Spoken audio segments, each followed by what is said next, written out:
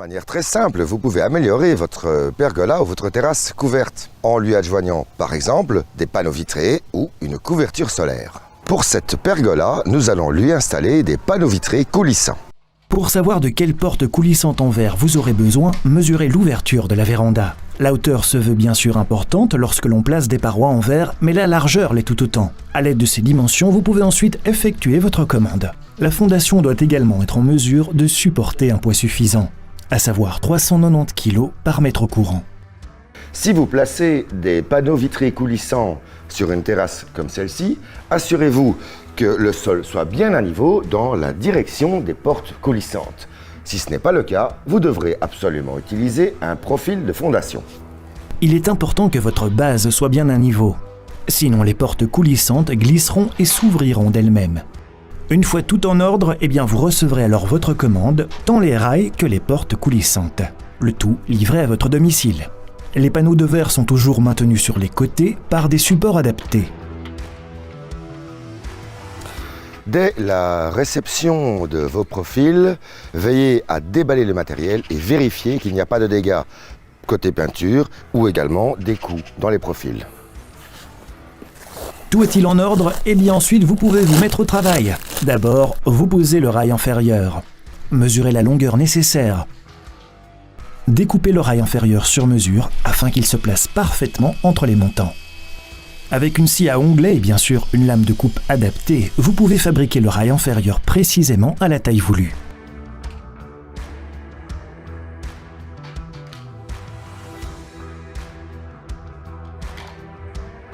Mettez le rail inférieur en place. Assurez-vous qu'il corresponde bien à l'intérieur du montant. Coupez le rail inférieur exactement à la bonne taille afin qu'il se place bien entre les piliers. Ensuite, fixez le rail dans le sol, insérez des chevilles dans l'ouverture et vissez le rail inférieur.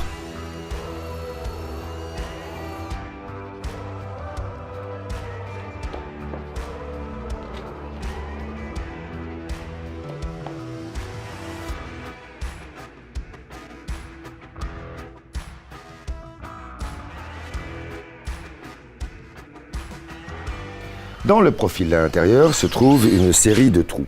Ces trous servent à l'évacuation de l'eau de pluie ou l'eau qui viendrait se positionner dans le profil et lui permettre de s'évacuer vers l'extérieur. Prenez donc bien soin de placer ces trous vers l'extérieur. Une fois le rail inférieur en place, vous pouvez placer les profilés en U, tout du moins si vous en avez commandé. Vous devez encore les couper sur mesure. Mesurez-les depuis le rail supérieur jusque la gouttière et réalisez-les exactement à cette taille. Nous écrasons légèrement l'intérieur du profil afin de bloquer les brosses coupe-vent et que celles-ci ne descendent pas pendant le montage.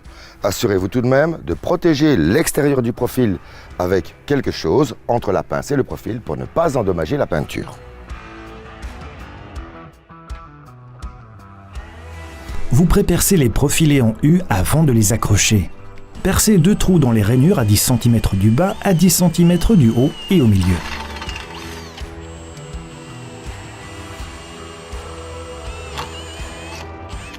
Assurez-vous que le profilé en U soit au bon endroit avant de l'accrocher. Il doit être parfaitement adapté au rail inférieur et bien sûr perpendiculaire. Fixez-les si nécessaire. Vous pouvez ensuite visser les profilés sur le côté à l'aide des vis autoperceuses fournies. Et avec ces 2 côtés placés, vous pouvez mesurer la taille du guide supérieur entre les profilés en U. Dans cette situation, nous utilisons un profil latéral en U. Nous allons donc couper le guide supérieur 15 mm plus court. Si vous n'utilisez pas ce profil latéral, il faudra donc couper le guide supérieur à la taille exacte car son bord restera visible. D'un côté, les brosses dépassent encore, vous les découpez à nouveau. Pincez le raccord pour que les brosses ne puissent plus être enlevées. Faites-le des 2 côtés. Vous pouvez ensuite mettre en place le guide supérieur et provisoirement le maintenir. Des trous ont déjà été pré-percés dans le guide, des vis autoperceuses peuvent être placées dans ces trous.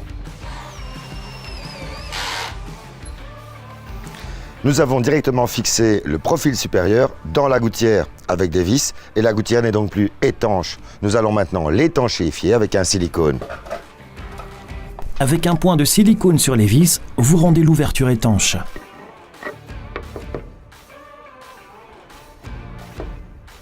On peut alors déjà mettre les panneaux de verre, il faut d'abord les préparer. Il y aura en dessous un joint en caoutchouc, vous le découpez sur mesure.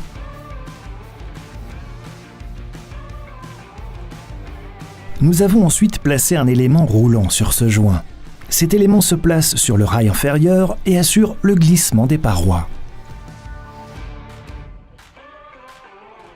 Martelez l'élément à sa place avec un marteau en caoutchouc.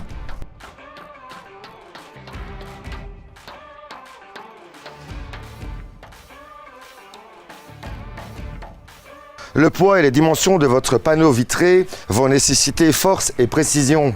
N'essayez donc surtout pas de le placer vous-même et n'hésitez pas à demander l'aide de quelqu'un. Optez également pour des supports à verre pour placer les parois, ce qui rendra les choses plus faciles.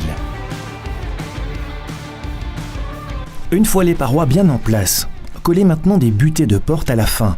Elles freinent le verre des panneaux lorsqu'ils se glissent en position ouverte. Les panneaux de verre peuvent s'équiper de brosses pour fenêtres. Aux extrémités, nous plaçons encore des brosses de fenêtres et des profilés de finition avec des poignées. Après les avoir coupés sur mesure, insérez les brosses et les profilés en place avec un marteau en caoutchouc.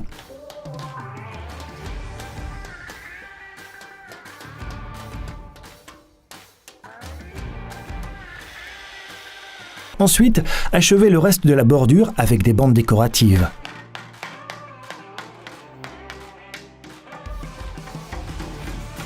Mais il est préférable de coller les poignées elles-mêmes. Attendez toutefois que la colle ait bien séché avant de les manipuler.